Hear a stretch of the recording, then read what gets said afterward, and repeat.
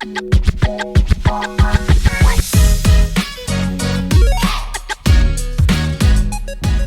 everybody, and welcome back to another short mini-series with Process Pat. This week we're going to talk about becoming innovative, and this is a topic that is near and dear to my heart. It is something that a lot of companies struggle with for whatever reason, but in order for your company to survive over a long period of time, you have to be innovative.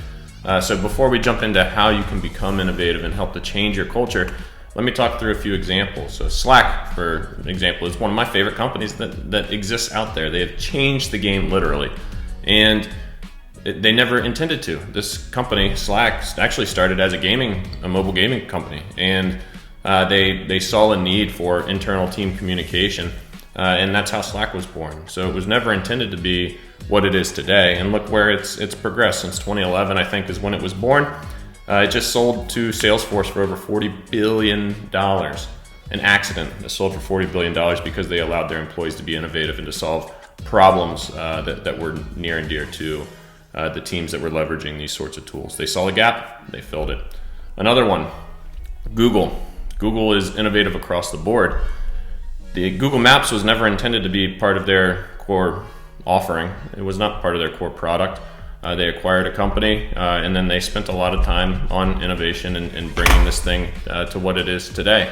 And now they have over 1 billion monthly users leveraging Google Maps, and it's plug and play with their API, and it's solved a lot of problems for a lot of different people.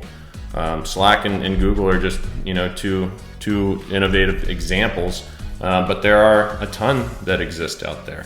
And really, it's not hard. Everyone says that it's hard. People don't feel like they have the power to go and change and to be innovative. We get stuck in the day-to-day of building out against our strategy, and we don't ever feel like we are empowered enough to go and to solve problems that are going to make it easier to work or to solve a critical customer need.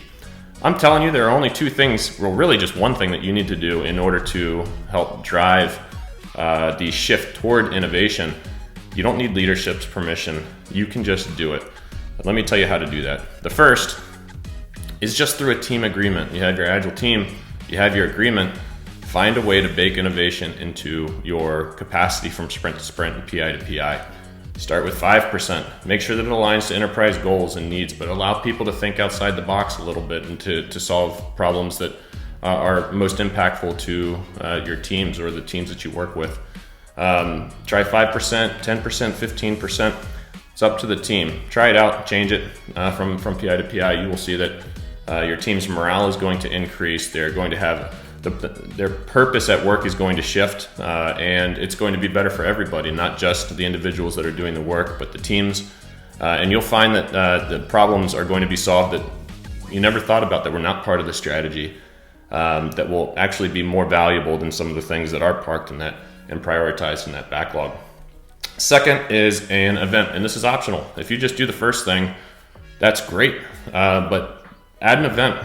This is a lot of fun. This could be a one-day event. It could be a week-long event. It could be a hackathon. It could be a slackathon.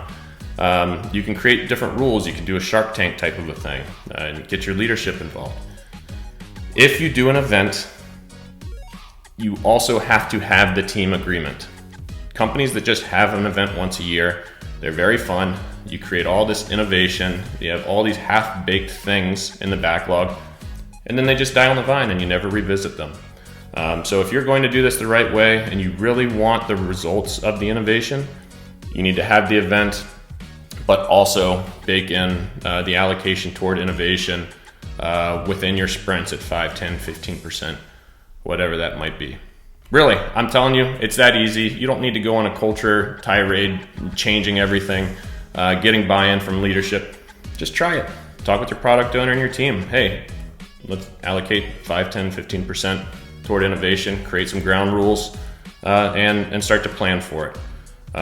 Show off the things that are created, make sure people know, and you'll see that you really are starting to change the way that you work, and your culture will shift over time. That's really all that I have today. So my message is go get innovative, work with your teams, go change the world. Thank you everybody for the time today. I really do appreciate it. Make sure that you're liking and subscribing and sharing this message. Have a great day, and talk to you later.